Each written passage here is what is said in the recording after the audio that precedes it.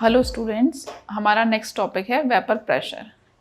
तो सबसे पहले क्वेश्चन है वेपर प्रेशर से हम क्या समझते हैं।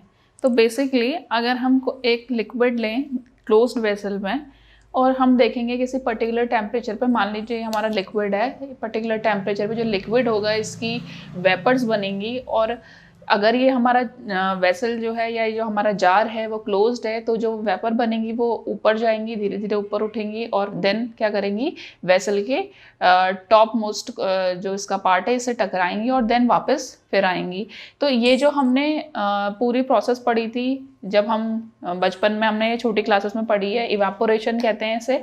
और जो हमारी लिक्विड है टेम्परेचर की प्रेजेंस में जब इसकी वेपर्स बन रही है तो उसे हम उस प्रोसेस को हम इवेपोरेशन कहते हैं। और देन जब वो ये क्लोज्ड वेसल जो है इससे जो वेपर है वो टकरा के वापस धीरे धीरे नीचे की तरफ को आ रही है, यानी कि फिर वो कूल डाउन होकर अगेन लिक्विड में कन्वर्ट हो रही है, तो उस प्रोसेस को हम कहते थे कंडेंसेशन। तो इक्विलिब्रियम बेसिकली यहाँ पे क्या है, इक्विलिब्रियम यानी कि वो पोजीशन जहाँ पे इवेपोरेशन की रेट जो होगी, यानी कि लिक्विड से वेपर बनने की जो रेट है वो वेपर से अगेन लिक्विड बनने की रेट के इक्वल हो जाएगी। तो जब rate of evaporation rate of condensation के बराबर हो जाएगा तो उस स्टेट को हम कह रहे हैं यहाँ पे इक्विलिब्रियम की स्टेट। तो बेसिकली देखिए इक्विलिब्रियम की स्टेट पर जब ये जो लिक्विड है, लिक्विड की जो वेपर्स फॉर्म हुई है, इन वेपर्स से जो प्रेशर एग्जर्ट होगा या जो प्रेशर क्रिएट होगा उसी प्रेशर को हम उस पर्टिकुलर लिक्विड का क्या कहेंगे, वेपर प्रेशर कहेंगे उस पर्टिकुलर टेम्परेचर पे। अगर हम ये प्रोसीजर रूम टेम्परेचर पे कर रहे हैं तो वो उसका उस रूम टेम्परेचर पे वेपर प्रेशर होगा, और अगर हम टेम्परेचर चेंज कर रहे हैं तो उस टेम्परेचर पे उसे हम क्या कहेंगे, उसका वेपर प्रेशर कहेंगे। तो बेसिकली वेपर प्रेशर की डेफिनेशन होती है हमारी कि जो हमारा लिक्विड है इक्विलिब्रियम पर, ठीक है, इक्विलिब्रियम होना जरूरी है, यानी कि rate of evaporation must be equals to rate of condensation. तो इक्विलिब्रियम की प्रोसेस में या इक्विलिब्रियम की स्टेट में जब हमारा लिक्विड का प्रेशर लिक्विड का जो प्रेशर एग्जर्ट करता है, जो भी लिक्विड की वेपर्स जो प्रेशर एग्जर्ट करती हैं उस गिवन टेम्परेचर पे, उसको हम उसका वेपर प्रेशर कहते हैं। देन हम देखते हैं factors affecting vapour pressure of liquid. Liquid के वेपर प्रेशर को कौन कौन से फैक्टर अफेक्ट करते हैं, जो हमने यहाँ पे लिया था, ये लिक्विड लिया हुआ है, ठीक है, ये लिक्विड मैंने यहाँ पे बताया है। तो लिक्विड के वेपर प्रेशर को बेसिकली कौन से फैक्टर्स अफेक्ट करते हैं, और हम यहाँ पे सॉल्यूशन की बात करने वाले हैं तो लिक्विड ही रहेगा। तो देखते हैं नेचर ऑफ लिक्विड। सबसे पहला जो फैक्टर है वो है लिक्विड का नेचर, कि लिक्विड कैसे का नेचर कैसा होना चाहिए।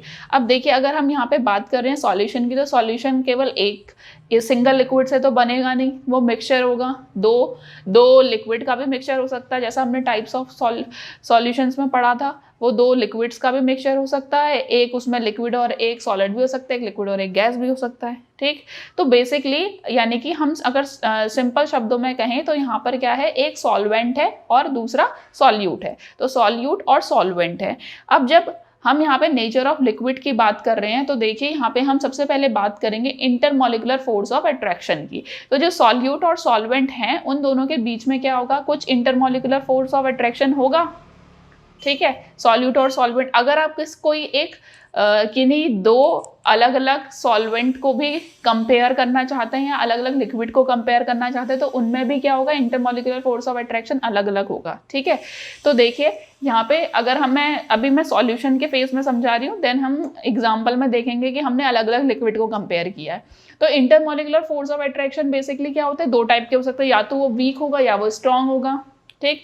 अगर intermolecular force of attraction molecules के बीच में वीक है, यानी कि दो मॉलिक्यूल जो हैं वो एक दूसरे से वीकली अट्रैक्टेड हैं, तो मॉलिक्यूल्स की एस्केपिंग टेंडेंसी क्या होगी, बढ़ जाएगी, क्योंकि वो दोनों एक दूसरे से टाइटली बाउंड ही नहीं है, तो मॉलिक्यूल इजीली क्या करेगा, एस्केप करने की कोशिश करेगा।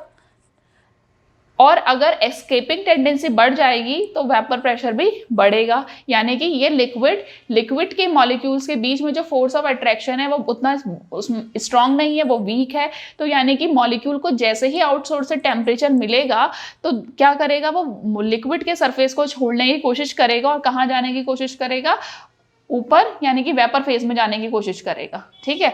तो यानी कि एस्केपिंग टेंडेंसी बढ़ रही है, एस्केपिंग टेंडेंसी बढ़ने के साथ ही क्या होगा, हमारा वेपर प्रेशर भी बढ़ेगा। यानी कि जितनी तेजी से इक्विलिब्रियम रीच होगा, जितनी जल्दी इक्विलिब्रियम रीच होगा, और उस केस में जो वेपर्स हमारा प्रेशर एक्सर्ट कर रही है लिक्विड के सरफेस के ऊपर, क्योंकि लिक्विड के सरफेस के ऊपर की बात कर रहे हैं, अब लिक्विड के इंटरमॉलिक्यूलर फोर्सेस क्या है, वीक है। तो ये फोर्सेस वीक है, तो यानी कि लिक्विड से वेपर फेज में वो क्या होगा, इजीली कन्वर्ट हो जाएगा, तो वेपर प्रेशर हमारा क्या होगा, इंक्रीज हो जाएगा। तो यहाँ पे वेपर प्रेशर इंक्रीज होगा। इसी का अपोजिट देख लेते हैं, अगर हमारा इंटरमॉलिक्यूलर फोर्स ऑफ अट्रैक्शन क्या है, स्ट्रॉन्ग है, यानी कि जो लिक्विड के मॉलिक्यूल्स है वो आपस में स्ट्रांगली बाइंड है। अगर स्ट्रांगली बाइंड है तो वो वेपर फेज में नहीं जाएंगे, वेपर फेज में इजीली नहीं जाएंगे, तो यानी क्या होगी, उनकी एस्केपिंग टेंडेंसी डिक्रीज कर जाएगी, और एस्केपिंग टेंडेंसी डिक्रीज कर जाएगी तो यानी कि उसका वेपर प्रेशर भी डिक्रीज करेगा, ठीक। अब हम इसका एग्जाम्पल देखते हैं। तो एग्जाम्पल देखिए, हमने यहाँ पे ईथर लिया और वाटर लिया, ईथर और वाटर। तो बेसिकली वाटर तो आप सभी को पता है क्या होता है, H2O है वाटर, और ईथर बेसिकली आपने देखा था ROR, ईथर का फॉर्मूला होता है ROR या ROR डैश, जो भी आप लेना चाहें।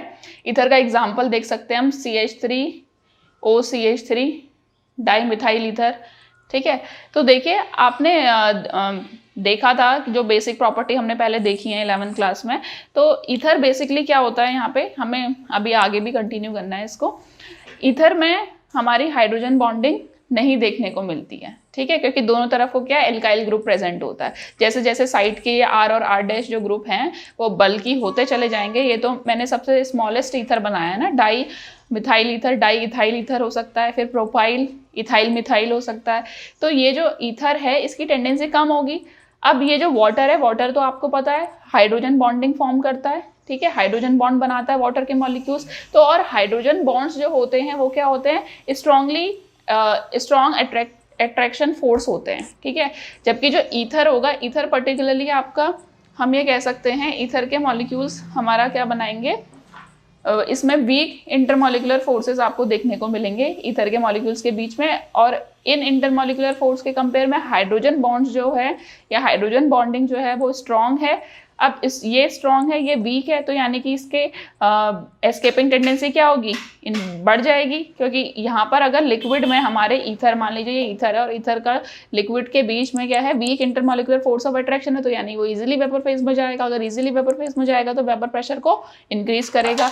अब हम बात करते हैं वाटर की। वाटर के केस में क्या इंटरमॉलिक्यूलर फोर्स ऑफ अट्रैक्शन हमारे हाइड्रोजन बॉन्ड्स है, तो हाइड्रोजन बॉन्ड के स्ट्रॉन्ग है, यानी कि वो यहीं बाइंड रहेगा, वेपर फेज में इजीली नहीं जाएगा, तो यानी उसका वेपर प्रेशर डिक्रीज कर जाएगा, ठीक है, उसकी एस्केपिंग टेंडेंसी डिक्रीज कर जाएगी, तो उसका वेपर प्रेशर भी डिक्रीज कर जाएगा। तो अगर हम कंपेयर करें ईथर और वाटर को, तो ईथर का वेपर प्रेशर ज़्यादा होता है एज कंपेयर टू वाटर। हमें ये भी देखना होगा कि हम किसको किसके साथ कंपेयर कर रहे हैं, ठीक है। तो अब देखिए, इससे हमें एक चीज़ सीखने को मिलती है कि अगर हम सॉल्यूशन की बात करें, सॉल्यूशन में क्या होता है, एक सॉल्यूट होता है और एक सॉल्वेंट होता है। तो अगर हम हमारे जो सॉल्यूशन है उसमें कोई वॉलेटाइल कंपोनेंट प्रेजेंट है, ठीक है, अगर हम अल्कोहल और वाटर की बात करें, अगर कोई वॉलेटाइल कंपोनेंट प्रेजेंट है, यानी कि उसकी एस्केपिंग टेंडेंसी क्या होगी, ज़्यादा होगी। अगर एस्केपिंग टेंडेंसी ज़्यादा होगी तो वेपर प्रेशर भी ज़्यादा होगा। पर अगर वही हमारे सॉल्यूशन में क्या है, कोई नॉन वॉलेटाइल कंपोनेंट है, जैसे आप शुगर सॉल्यूशन ले सकते हैं, नॉन वॉलेटाइल कंपोनेंट है, तो नॉन वॉलेटाइल कंपोनेंट का मतलब उसकी एस्केपिंग टेंडेंसी क्या होगी, कम होगी, और वेपर प्रेशर क्या होगा, कम होगा, ठीक है। तो वॉलेटाइल कंपोनेंट अगर हमारे सॉल्यूशन में प्रेजेंट है तो उसका वेपर प्रेशर क्या होता है, ज़्यादा होता है as compare to non volatile component अगर हमारा किसी सॉल्यूशन में प्रेजेंट है। देन हमारा सेकंड फैक्टर है टेम्परेचर। तो टेम्परेचर बेसिकली आपने देखा है कि जैसे जैसे हम टेम्परेचर बढ़ाएंगे अगर हम टेम्परेचर, तो क्या होगा, मॉलिक्यूल्स जो हैं उनकी काइनेटिक एनर्जी इंक्रीज हो जाएगी, मॉलिक्यूल्स जो हैं वो तेजी से वाइब्रेट करने लगेंगे। अब काइनेटिक एनर्जी अगर उनकी इंक्रीज होगी तो वेपर प्रेशर भी इंक्रीज हो जाएगा, वेपर प्रेशर भी ऑटोमेटिकली इंक्रीज होगा, क्योंकि काइनेटिक एनर्जी यानी कि ये लोग फास्टली मूव कर रहे हैं आपस में, तो यानी कि ये क्या करेगा, लिक्विड फेज से इजीली क्या जाएगा, वेपर फेज में जाने की कोशिश करेगा, तो क्या होगा, वेपर प्रेशर भी हमारा इंक्रीज होगा। इसका एग्जांपल देख लेते हैं, शुगर इन वाटर बेसिकली यहाँ पे एग्जांपल लिया गया है, जैसे कि हमने पहले भी एग्जांपल दिया। अगर हम मान के चलें कि एक गिलास पानी में हमारी 4 चम्मच चीनी ही इनफ डिज़ोल्व होती है, और हम उसमें 5 चम्मच डिज़ोल्व करें और उसके बाद हम देन उसे पैन में डालें और देन हीट दें, तो आप देखेंगे कि क्या होगा, शुगर के पार्टिकल क्या होंगे, उसकी शुगर के पार्टिकल्स की काइनेटिक एनर्जी इंक्रीज हो गई। काइनेटिक एनर्जी इंक्रीज होने के साथ क्या होते हैं, वो इजीली डिज़ोल्व भी हो जाते हैं। डिज़ोल्व होंगे तो क्या होगा, वो वेपर प्रेशर उनका क्या हो रहा है, इंक्रीज भी हो जाता है, सॉल्युबिलिटी भी बढ़ती है प्लस वेपर प्रेशर भी बढ़ जाता है।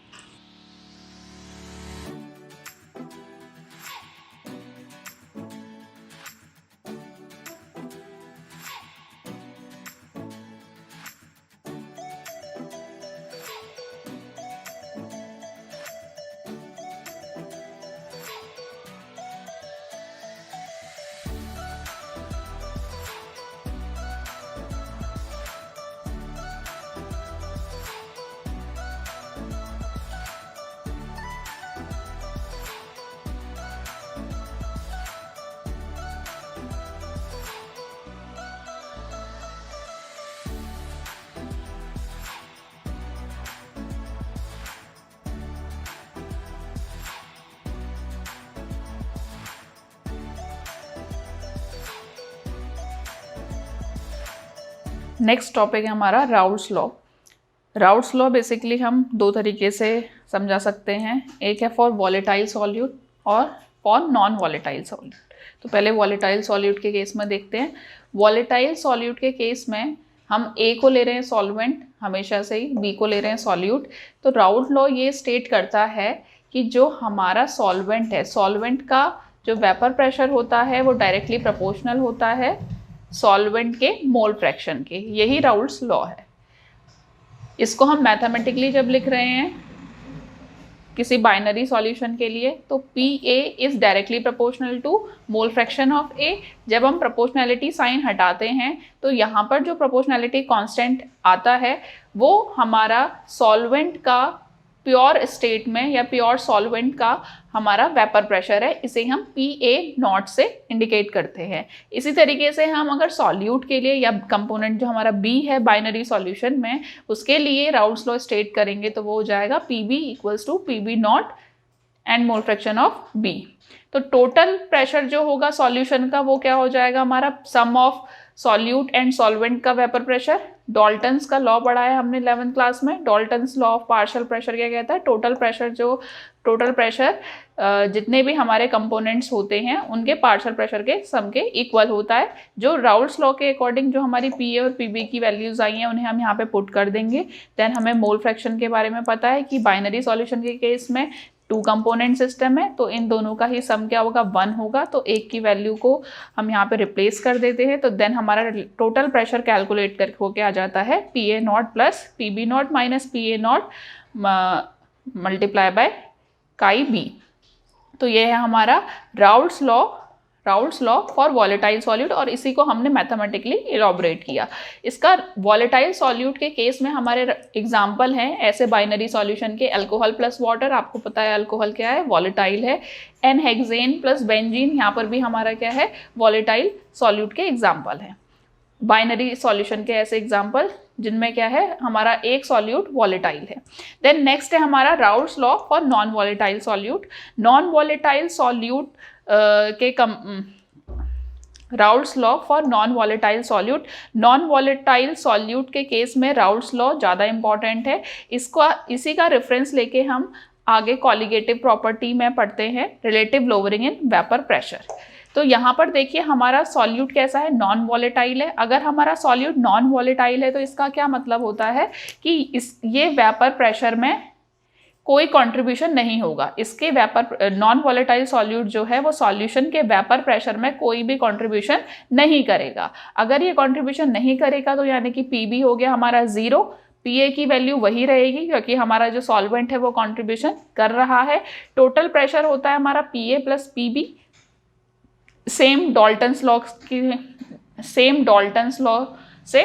अब यहाँ पर हमारा पी बी की वैल्यू हो गई है 0, तो हमारा टोटल प्रेशर जो है वो हमारा पी ए के ही इक्वल हो जाएगा। तो पी ए की वैल्यू है पी ए नॉट काई ए, यहाँ पे हमारी काई ए की वैल्यू आ गई। देन हम इसे दोनों तरफ 1 से माइनस करते हैं, 1 से माइनस करेंगे तो हमारा ये फॉर्मूला आ जाएगा, और इसी का हम यूज़ करेंगे अपनी फर्स्ट कॉलिगेटिव प्रॉपर्टी में।